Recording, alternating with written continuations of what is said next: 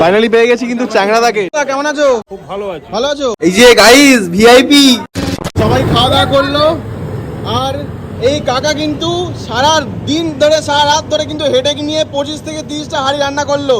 লাস্টে অসংখ্য ধন্যবাদ জানাবো কাকু, আপনি না থাকলে আমরা খেতে পেতাম না। ঠিক আছে, সিরিয়াসলি আমরা খেতে পেলাম না।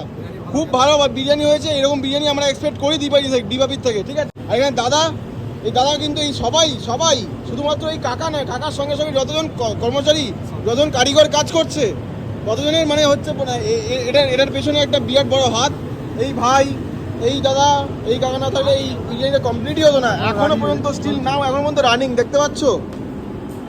দেখো এখানে একটা হাঁড়ি, ওখানে একটা হাঁড়ি, ওখানে একটা হাঁড়ি, এখানে একটা হাঁড়ি। ঠিক আছে, এই দাদারা, এই কাকারা, এই দাদারা না থাকলে আজকে আমরা খেতেই পেতাম না। এই কাকা দাদাদের মানে আজকে মানে সকাল 10টা থেকে